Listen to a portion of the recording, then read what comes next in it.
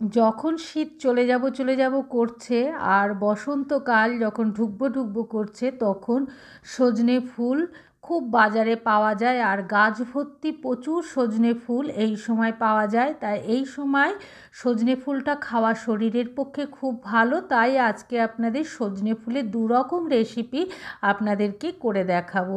আপনাদের কাছে একটা অনুরোধ রইল, পুরো রেসিপিটা দেখবেন, কেটে কেটে দেখবেন না, তাহলে অনেক কিছু মিস করে যাবেন। একটু কিছু মিস করে গেলে তখন রান্নাটা ঠিক করে হবে না। আর এইভাবে আপনারা যদি সজনে ফুলটা রান্না করেন তাহলে সজনে ফুল খেতে তেতো লাগবে না। চলুন তবে রেসিপিটা শুরু করি। প্রথমে একটা মিক্সি জার নিয়ে তাতে 1 চামচ পোস্ত দিয়ে দিলাম, 1 চামচ সর্ষে দিয়ে ঢাকা লাগিয়ে একটা মিহি পেস্ট তৈরি করে নিলাম। তবে চলুন সব সবজিগুলো একে একে কেটে নিই। প্রথমে আলুর খোসাটা ছাড়িয়ে নিয়ে কেটে নিলাম। আপনারা আপনাদের পছন্দ মতন কাটবেন, তবে একটু সরু সরু করে কাটলে ভালো হবে। তবে সবজিটাতে জল দেওয়া হবে না, তো ভাজতে ভাজতে খুব সুন্দর সেদ্ধ হয়ে যাবে। আর এই সজনে ফুলের রেসিপিটাতে যত ধরনের সবজি আপনারা দিতে পারবেন ততটাই ভালো লাগবে খেতে। আমি এখানে কুমড়ো দিচ্ছি, গাজর দিচ্ছি, বেগুন দিচ্ছি, আর মূলো দিচ্ছি, একটু বিনস দিচ্ছি। আপনারা ইচ্ছা করলে সিম, মটরশুঁটিও দিতে পারেন। সব সবজিগুলো একইভাবে কেটে নেব। তারপর মূলোটাকে কেটে নিচ্ছি। এইভাবে সব সবজিগুলো একে একে কেটে নিয়ে রেডি করে নিলাম। সব সবজিগুলো কাটা হয়ে গেলে ভালো করে ধুয়ে নিতে হবে। সজনে ফুলটাকেও খুব ভালো করে ধুয়ে নিয়েছি। এদিকে কড়াইটা গরম বসিয়ে দিয়ে প্রথমে তেল দিয়ে দেবো। তেলটা যখন হালকা গরম হয়ে যাবে কড়াইয়ের গায়ে ভালো করে লাগিয়ে নেব। লাগানো হয়ে গেলে এর ভেতর কলাইয়ের ডালের বড়ি কিছুটা দিয়ে দেবো, দিয়ে নেড়ে নিয়ে লাল করে ভেজে নেব। ভেজে নিয়ে তারপর একটা বাটিতে বড়িটাকে তুলে রেখে দেবো। যেই বড়িটা ভাজা হয়ে যাবে এবার বাকি যেই তেলটা থাকবে তার ভেতর বেগুনগুলো দিয়ে দেবো। বেগুনগুলো দেওয়ার পর নেড়ে নিতে হবে। নাড়া হয়ে গেলে গ্যাসের ফ্লেমটা কমিয়ে দিতে হবে, নিয়ে ঢাকা দিয়ে একটু ভেজে নিতে হবে। যখন ভাজা হয়ে যাবে তখন এর ভেতর স্বাদ অনুসারে একটু লবণ দিয়ে দেবো। বেগুনটা সবার লাস্টে দেবো বলে ওই জন্য বেগুনটাই শুধু নুন দিয়ে ভাজলাম। তারপর বেগুনটা ভেজে তুলে নিলাম। তারপর কড়াইয়ে যে বাকি তেলটা ছিল তার ভেতরে গাজর আর আলুটা ভাজতে দিয়ে দিলাম। এরপর সজনে ফুলের বড়া করার জন্যে বাটিতে কিছুটা সজনে ফুল নিয়ে নিয়েছি, তার ভেতর 4 চামচ চালের গুঁড়ো নিয়ে নিলাম, ধনেপাতা কুচি দিয়ে দিলাম, আর দিলাম টমেটো কুচি, আর দেব কাঁচা লঙ্কা কুচি। আর আপনারা যদি নিরামিষ না খেতে চান তাহলে পেঁয়াজ কুচিও আপনারা দিতে পারেন। এইবার স্বাদ অনুসারে লবণ দিয়ে দেবো। লবণটা দেওয়া হয়ে গেলে তারপর একটু রঙের জন্যে সামান্য একটু হলুদ দেব। খুব বেশি দিলে আবার গন্ধ লাগবে, সেই জন্য অল্প একটু হলুদ দিয়ে দেবো। হলুদটা দেওয়া হয়ে গেলে অল্প একটু চিনি দিয়ে দেবো। যেহেতু নিরামিষ হচ্ছে সেই জন্য একটু চিনিটা দিলে ব্যালেন্সটা ঠিক হয়ে যায়, সেই কারণেই একটু চিনি দিলাম। আপনারা যদি চিনি না খান তবে স্কিপ করে যাবেন। তারপর আদা একটু গ্রেট করে দিয়ে দেবো। এইভাবে যদি সজনে ফুলের বড়াটা করেন তবে একটুও তেতো লাগবে না। আর একইভাবে যদি আমি যেভাবে দেখাবো সেইভাবে যদি আপনারা তরকারিটাও করেন তাহলে একটুও তেতো ভাব লাগবে না। এইবার ফুলের সঙ্গে সব জিনিসটা ভালো করে মিশিয়ে নেব। আর মাঝখানে একবার আলু আর গাজরটা বসিয়ে রেখেছিলাম, ভাজা হয়ে গেছে। এবার তার ভেতরে মূলো, বিনস আর কুমড়োটা দিয়ে দিলাম, দিয়ে নেড়ে নিয়ে আবার মিডিয়াম টু লো ফ্লেমে কিছুক্ষণ ভাজতে বসিয়ে দিলাম।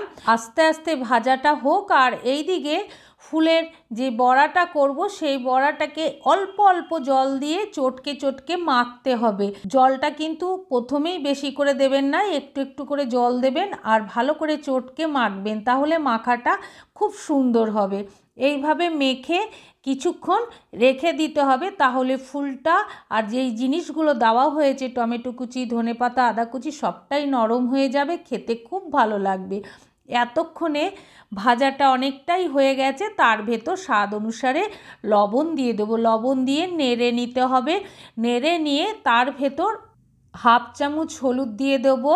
এখনও পুরোপুরি কিন্তু ভাজা হয়নি, কিন্তু একটু নুন আর হলুদ দিয়ে ভাজলে ভাজাটা খুব সুন্দর হবে আর নুনটাও সবজির ভেতর খুব ভালোভাবে ঢুকে যাবে।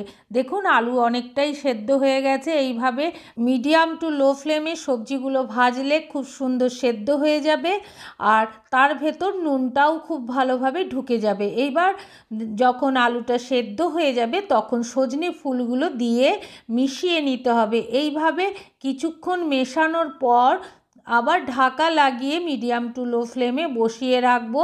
এইবার ঢাকাটা খুলে আবার একটু নেড়ে নিলাম, নেড়ে নিয়ে মাঝখানটা একটু ফাঁকা করে নেব।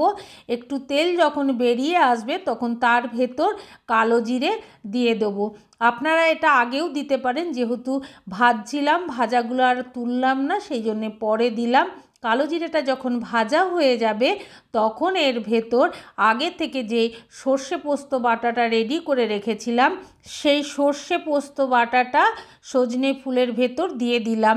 সর্ষে পোস্তটা দেওয়া হয়ে গেলে নেড়ে ভালো করে সজনে ফুলের সঙ্গে মিশিয়ে নিতে হবে। মিশিয়ে নিয়ে ঢাকা লাগিয়ে মিডিয়াম টু লো ফ্লেমে কিছুক্ষণ আবার বসিয়ে রাখলাম। আর একটা গ্যাসে কড়াইয়ে তেল গরম বসিয়ে দিলাম। তেলটা যখন গরম হয়ে যাবে তখন আগে থেকে যে সজনে ফুলের বড়া করব বলে ব্যাটারটা রেডি করে রেখেছিলাম সেটা কড়াইয়ের ভেতর আস্তে আস্তে দিয়ে দিলাম। আবার এই দিকে এতক্ষণে দেখুন সজনে ফুলটা যে বসিয়ে রেখেছিলাম সেটা কত সুন্দর হয়ে গেছে। একবার মাঝখানে ঢাকাটা খুলে নিয়ে নেড়ে দিলাম। নাড়া হয়ে গেলে বেগুন ভাজাগুলো সজনে ফুলের সঙ্গে দিয়ে মিশিয়ে নেব। বেগুনটাকে মিশিয়ে নিয়ে রেখে দিলাম। আগে যে বড়িটা ভেজে রেখেছিলাম সেই বড়িটা ম্যাশার দিয়ে ভেঙে নিলাম। ভেঙে নিয়ে এবার বড়িটা সজনে ফুলের ভেতর গুঁড়ো করে দিয়ে দিতে হবে। এইভাবে আপনারা সজনে ফুল একবার বাড়িতে অবশ্যই করে খেয়ে দেখবেন, খেতে খুব সুন্দর হয়। বড়িটা নেড়ে নিয়ে মিশিয়ে নিলাম। আর এইদিকে বড়াটা একদিক ভাজা হয়ে গেছে, উল্টে আর একদিক আস্তে আস্তে মিডিয়াম টু লো ফ্লেমে ভেজে নেব। আস্তে আস্তে সব বড়াগুলো উল্টে দিলাম, উল্টে দিয়ে ভাজতে বসিয়ে দিলাম মিডিয়াম টু লো ফ্লেমে। তারপর সজনে ফুলের যে তরকারিটা বসিয়ে রেখেছিলাম বড়ি দেওয়ার পরে সেটা এতক্ষণে হয়ে গেছে। এইবার আস্তে আস্তে একটা ডিশে তুলে নিলাম। আপনাদের যদি ভালো লাগে তাহলে সাবস্ক্রাইব করে নোটিফিকেশানটা অন করে রাখবেন, তাহলে যখনই কোনো ভিডিও ফেলা হবে সবার আগে আপনাদের কাছে নোটিফিকেশানটা পৌঁছে যাবে। আপনাদের কাছে আমার একটা অনুরোধ রইল, আপনারা অবশ্যই এই রেসিপিটা একবার বাড়িতে করে খাবেন। বসন্তকালে সজনে ফুলটা খাওয়া খুব শরীরের পক্ষে ভালো, সেই জন্য আপনাদের কাছে অনুরোধ রইল সজনে ফুল বাড়িতে অবশ্যই রান্না করে সবাই মিলে খাবেন। আর বড়াটা ভাজা হয়ে গেছে, এইবার আস্তে আস্তে বড়াটা একটা ডিশে তুলে নিলাম। এইভাবে একই জিনিস দিয়ে দু রকম সবজি নিরামিষের দিন আপনারা রান্না করে বসন্তকালে অবশ্যই একবার বাড়িতে খাবেন, তাহলে শরীর খুব ভালো থাকবে। আপনারা সবাই ভালো থাকবেন, সুস্থ থাকবেন, সাবধানে থাকবেন। পুরো রেসিপিটা দেখার জন্যে আপনাদেরকে অসংখ্য ধন্যবাদ। পরে আবার আপনাদের সঙ্গে দেখা হবে।